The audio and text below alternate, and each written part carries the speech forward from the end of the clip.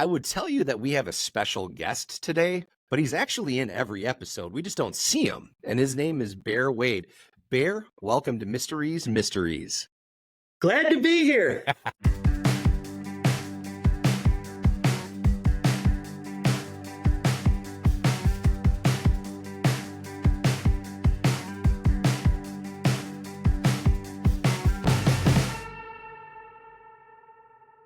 We have an interesting story. We actually met many years ago at a camp out in Colorado. Shout out to Rainbow Trail. Woohoo! Yeah, it's just an outstanding place.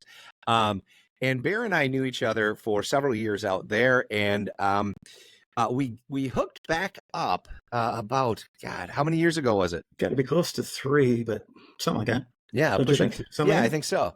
Pushing 3 years. And Bear is a documentary filmmaker as well as a marketing guru, et cetera, et cetera.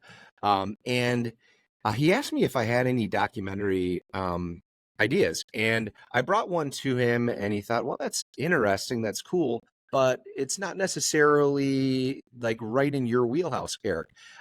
So what else do we have? And so Bear and I talked about it, and he came up with this idea. Well, you're in the school every day, and you deal with mental health every day.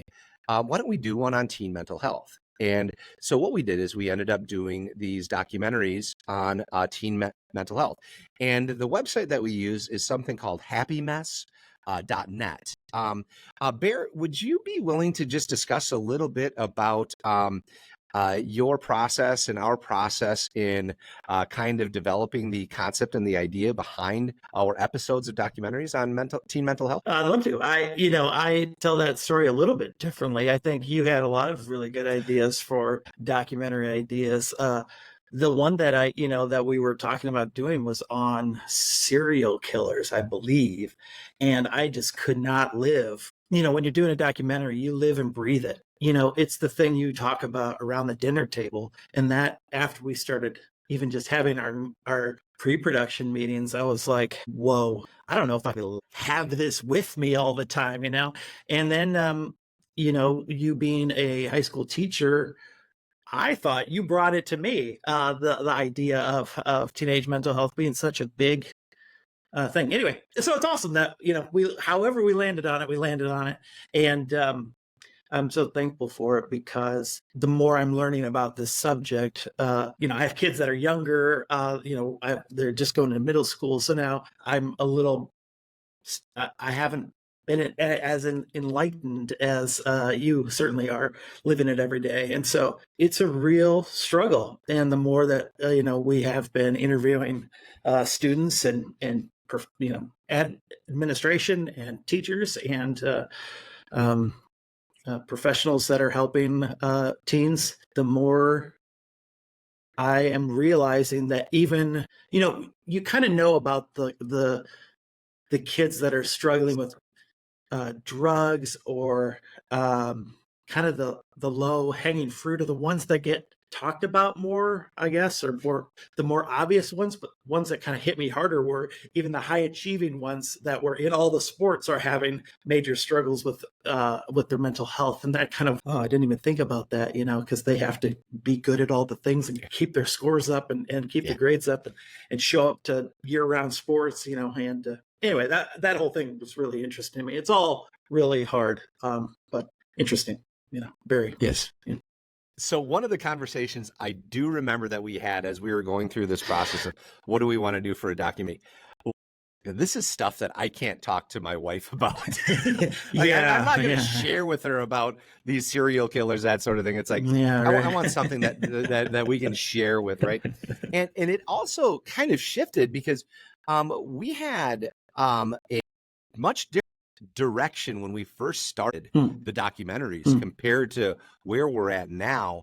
You want to talk a little bit about kind of the darkness of our first documentary that we made, and then how after talking to some people that we really changed our shift in our. I think originally we started designing a pitch piece, which is like a mock-up or a prototype or a pilot of what your first kind of look and feel and the direction would be. And that came out much darker and doom and gloom, I think, than we were.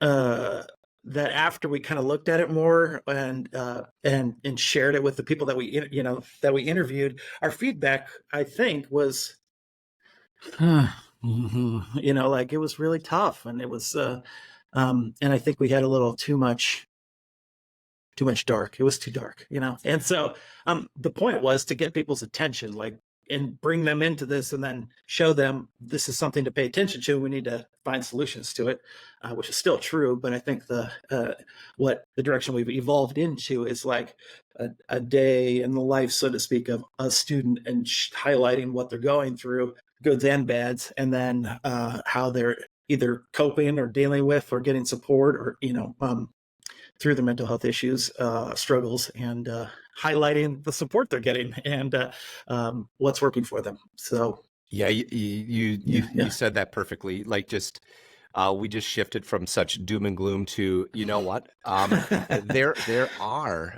people out there that are willing to help. There are organizations out there that are willing to help. As we were researching this, we had both. You could look at all the stats, like the number of child psychiatrists that we need in the United States. We could look at the number of psychologists that are unavailable to children, and those are all things that need to change, but can't change those ourselves. So we really changed that focus on what's out there for these teenagers and young adults to help them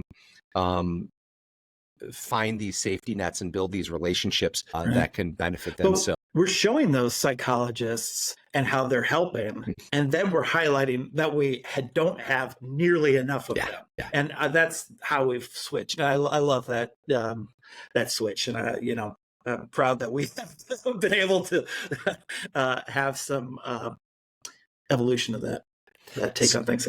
Yeah, for sure. So we are talking about happymess.net. Happymess.net is our website for the documentaries that producer director Bear Wade and myself helped to create. We have a few episodes that are done right now, and we would love to have the opportunity to stop by your school, your business, your nonprofit organization, anyone out there that would love to hear some of these stories. We are willing to come into your place of business, your work, and share these stories with you. And we have several documentaries done right now, and we'll just go ahead and highlight the 3 to 4 that Bear has been finishing up here. And so you'll have an idea of what some of the things that we have to offer. Bear, would you be willing to kind of share what just a mini breakdown of these docs? Yeah, thanks. Sure. So I'm in a tangled editing mess, so I apologize if I don't have them all sorted out perfectly. But the ones that are sticking with me the most are we have one gentleman who was in high school, had struggled with his mental health, started hearing his internal thoughts were taking over, and he ended up finding a family member's shotgun and tried to get the pit in his stomach removed. And the pit in his stomach being that anxiety that was just, that's where it's taking at. over. Yeah. He was throwing up every morning before school, before the bus showed up, and he just was really struggling. And then having to deal now after trying to after shooting himself, that he is now going to school. He's learned to get around using a wheelchair. He's driving on his own. He was interning at a job, and really has changed his life around. But what an amazing story! It was very impactful, for sure. That one's really stick with me. The other one I kind of alluded to earlier, which is about a high school junior, I believe, and she was the softball catcher. She was the volleyball setter and basketball point guard, and she's going around trying to deal with being good at all these sports while keeping up her grades and putting up with fall ball and not putting up with, but just trying to be all things to all people and be good at these sports and not trying to break mentally. That's been a tough one. Another one is just, I guess, something that I really realized is that teenagers are dealing with a full schedule. For the most part, they get up at the crack of dawn, they go to school, they come home, they have homework, they probably have a job, they probably have extracurriculars, and then rinse and repeat by the time. And there's like very much little time to just be themselves, follow their own passions, and get to follow their own dreams, and so to speak, or their whatever is interesting them at the moment. And so that really to me was like, wow, that's building in any sort of margin or time for themselves is something that we need to advocate for. Beautiful. And then we do have a couple other documentaries that we're finishing up now. One that was completed about a young man from a bigger city that ended up getting out of his house and an amazing recovery. Help of some organizations around our area that focus on young adult mental health, and another one on a young man who has self-harm and suicidal thoughts for a long time and is now in nursing school, just absolutely crushing it. So those are, I think, is that it? Are those the four right now that we're working on / completed? And so if you are interested at all, that's happymess.net. And we just, again, this is not about some sort of, we're not making money off of this. We want to do whatever we can to help out our young adults and make the world a little bit easier for them during this very difficult day and age. So I want to thank our producer director, Bear Wade, for being in front of the camera instead of being behind it today. I'm the one with the face that's made for radio, yet he's the one that's behind the camera. So Bear, any last thoughts that you'd like to share about you and what you're doing with your company, what you're available for other people to do, and other opportunities, influencers, YouTubers, that type of thing? Oh no, I just hope that people will get a chance to look at the start following Happymess, start sharing the stories when we launch, and just are able to create. I hope that not just us, but I hope that we are creating a new way of communicating about teenage mental health and pointing people to better solutions, and give people hope that there is something out there for them to change the way their narrative can go. Well said. This is Mysteries. I'm Mystery. Make sure you like us, leave a review for us on Spotify or Apple Podcasts. And again, you can reach out to us if you're interested in us bringing our happymess.net to your school, university, organization, nonprofit, whatever. We would love to stop by and share one of our messages with you, or just visit the website and check it out. So Mysteries. I am Mystery. Thank you so much. We'll see. Bye.